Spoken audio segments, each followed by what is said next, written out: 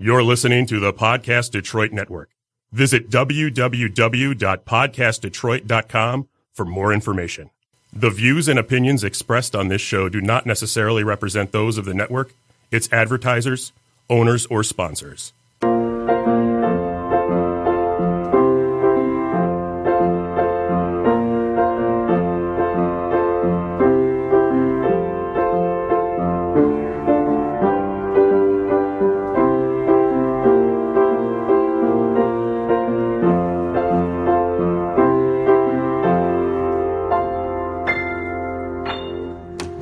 Welcome to the Make Meaning podcast. I'm Lynne, a writer, entrepreneur, and change maker, and I've dedicated my life to sharing stories of how people make meaning in their work and find purpose in their lives. You just heard a great original composition by my son, Asher Schreiber. This podcast highlights some of the great ideas and activities people do every day to make the world a better place. So much of the meaning we find comes from interacting with great people, developing relationships that are mutually beneficial, and doing work that inspires. I hope you'll be inspired by the people you meet on this podcast. We all need to find a way to make meaning in the mundane. I'd like to welcome Alan Einstein to the Make Meaning podcast. Alan is founder and president of the Einstein Method and a retired public school teacher. Welcome to Make Meaning, Alan. Welcome. It's great to be here. I'm so glad to meet you, and I'm so excited to hear about the Einstein Method. Can you tell me a little bit about what it is and how it came to be? Sure. The Einstein Method is a nonprofit that I started in 2016 after 32 years of teaching. And my goal is to go into schools and help teachers. The teachers, I don't think, are prepared for today's student. It's really important for them to have tools to understand that boys and girls learn differently, and brain research will show you that. And there's been so much brain research in the last 10 years to prove it. And also how to deal with at-risk students. Okay. So tell me a little bit about that. You taught for 32 years. What did you teach and what grades primarily?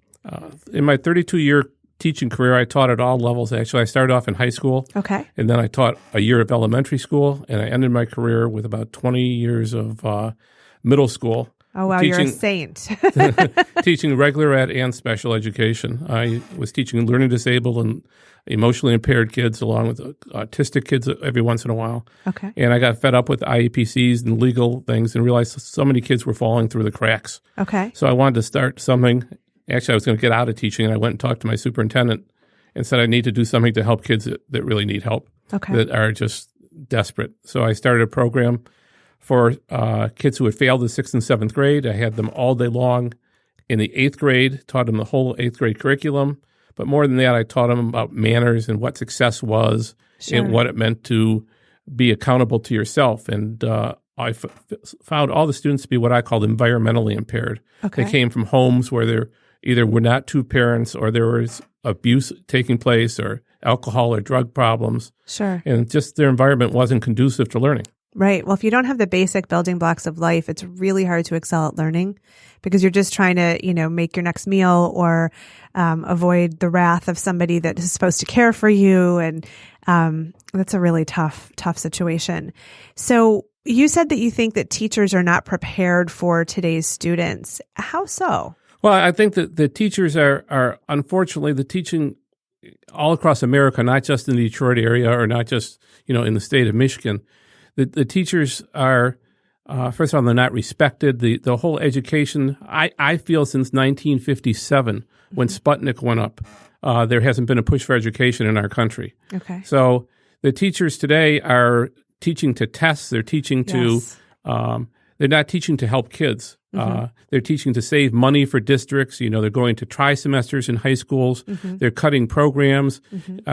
Their class sizes are ridiculous. I went back to my former elementary school in Detroit, which used to be called Hampton. Okay. And now it's Palmer Park Academic Academy. Okay. And that's the school that 3 weeks ago was closed down totally. Oh. And they moved the kids to another building. Oh, wow. There was 45 kids in a classroom. The broken windows. The teachers are tired because they're dealing with so much not even behavior. Connected with education. Yeah. That they're doing parenting, and yet they're not getting the support either. Sure. So I'm going in and showing them, I feel that the teachers, what they're doing is not wrong. I just think they need some other tools to realize, that boys need movement, that it's really important, and the girls are very verbal. Sure. One of the things I've learned, I work with a woman named Karen Boyko I taught with for many years, and she's a specialist on brain research. And, boys speak 7,000 words a day, and yet females speak 20,000 words a day. I'm not surprised. Right. So those are things that if teachers know that, right, it's real important. And brain breaks are so important in the classroom. A boy cannot sit still for more than 20 minutes. It's really interesting. I have 4 kids between the ages of 11 and 16, and I've chaperoned choir concerts before where they have to have their dress rehearsal just before the concert. Especially in middle school, I noticed this. There's always the parent that chaperones who's like the real tough police officer. And I try to be the opposite of that, where you want to maintain order and help the teacher, but you can be cool with the kids too. And I remember one time we were sitting in the auditoriums. The kids had been in school all day, and then they had maybe an hour and a half between when they were dismissed and they had to come back for the rehearsal. And this other parent wanted the kids to sit still and be quiet while they were rehearsing. And they were all boys. It was an all-boys choir. And I remember saying, they need to run a couple laps around the building before they can come to rehearsal because they just have to get the energy out. It's not, you're setting them up for failure if you expect them to sit and be quiet all day. That's absolutely true. And yet you go into a school building and they don't have physical education anymore. Right. You go into a school building and they're sitting in straight rows. Mm-hmm. They should be on pillows. They should be on balls that they're sitting on. They should be standing. Yep. They should be moving all the time in order to give them a chance to succeed. Yes. Have you read the manifesto that Seth Godin wrote called Stop Stealing Dreams? I have not. You should check that out. It's a number of years old now, but he's a marketing guru and he's a real thought leader. And he was basically talking about how the educational system we have now no longer fits for what our society is, that it was a post-industrial, it's an industrial age system. Check it out. Stop Stealing Dreams. And that's exactly what I'm saying to these teachers. Every kid is not, we're still teaching as if every kid's going to college. Right. And we need to, we're not teaching the trades. We're not fitting the needs of the kids and asking the kids what they want to learn either. Right. Not that they should have all the input, but there should be some listening skills. Yes. And they should have some input if this is a career they're going to carve out. They should, their individuality should be encouraged. And I think that's hard for a classroom teacher to try to nurture each individual student and teach the classroom. Sure. I think that's a tall order. Well, in forming the nonprofit, the Einstein Method, what we're trying to do is show that there is another way of doing things. I mean, Sure. We get into routines, and because you go to a university and they teach you to write lesson plans, well, lesson plans to me are outdated because you have to be flexible. Right. And you can't teach the same class 5 times in a day and think that every class is going to be at the same level. Sure. It's just unrealistic. Right. So tell me about the Einstein Method. What exactly do you do and how do you empower teachers? Well, the Einstein Method is very exciting to me because what we're doing is we're going in and showing teachers ways of and by demonstrating and modeling when we do our presentations.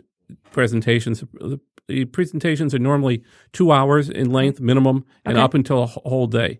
But it's been a learning process of the nonprofit world, and the process is, so far we've given 24 presentations to about 800 teachers. That's amazing. Congratulations. Well, thank you. But by the same token, I want to be busier. Sure. But it's hard to get into buildings because with funding now, it's very difficult for teachers to get any release time besides their staff meetings after school. Sure. And the buildings we're going into, especially in the Detroit area, the teachers are required to stay an hour once a week after school. So I've gotten some creative principals who will give them a week off and then we'll do a 2-hour presentation for them. Oh, wow. So what we're doing is showing them by modeling, different activities, whether it be relays, whether it be building things. There's so many activities where they're standing up doing things, where they're doing exercises to get their bodies moving. We just role model so many different activities. Sure. To get the teacher to understand that you can't sit still. Yeah. My younger son attends Detroit Waldorf School, and part of the Waldorf philosophy is being outside in almost all weather and frequent recesses. He's just finishing 6th grade. They have 3 recesses a day.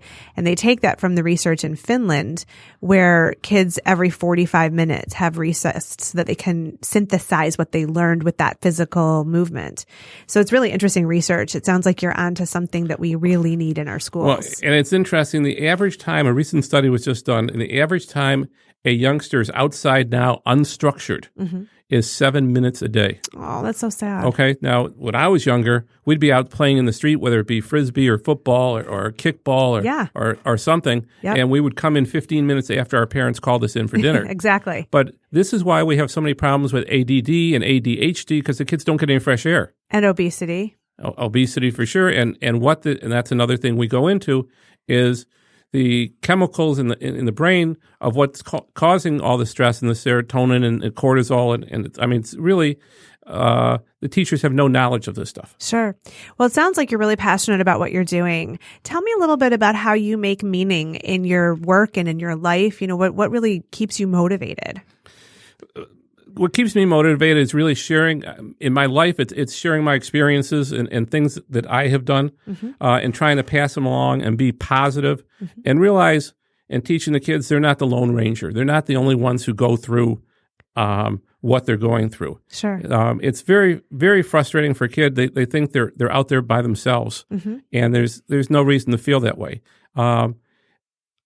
Kids have a feeling that they're the worse off, but there's always kids with worse problems. Sure. When I started my program, the first things we did is I took the kids to hospitals and saw some really sick kids. I went to Ian Jackson's program at Providence Hospital with reconstructive surgery to their faces. Oh, wow. And they saw really deformed kids. And we went out to Europeds in Pontiac, where kids through muscular problems couldn't walk, and they were all these contraptions on them. And then the neuro cancer program at St. Joe's, and saw kids hooked up getting IVs. Wow. And they leave there realizing that things aren't so bad in their lives. Sure. And at Christmas time, we do a lot of charity work, and we provided Christmas for a family, and the kids were just shocked that they didn't want toys and games. They wanted pots and pans and pillows and blankets and clothing that they really had needs for. Sure. So when a kid realizes that, there are a lot of people worse off than me, and I'm lucky that I have at least one parent, or I'm lucky I have someone who cares about me. Sure. It shows them, first of all, what success is when they feel good about themselves. And once they gain that success, they want to keep it. Sure. So, lots of people might be passionate about teaching and kids and notice issues with the system, but it takes a special person to actually do something about it. Where do you think you got that motivation and inspiration to even start the Einstein Method? Was there somebody who was a role model for you or influenced you to take that leap? Well, definitely. I have the answer that nobody would think of, my mother. Yeah? Yeah. My father died when I was young, and my mother was a school teacher in Detroit. Okay. And my mother had a positive attitude about everything. She would find the good in everybody and everything. She'd always find the option of doing the right thing all the time and teaching that also, and never frowning, and always having a smile on her face. What a gift. I was very, very fortunate.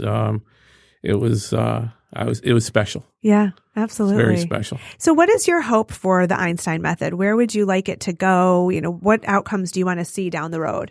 I'd like to see it continue for many, many years. I'd like to hopefully remain having the funding and the generous donors that I have, because I charge no fees at all to the schools, because I know the schools that I want to serve don't have any money. There's some wealthy schools that have asked me to come, and really I don't want to go there. Okay. I really want to deal with the underserved communities. Okay. And I'd like this to go on for many years, and train people to work underneath me, and have the donors continue to support it. It's been just a wonderful experience, and very rewarding.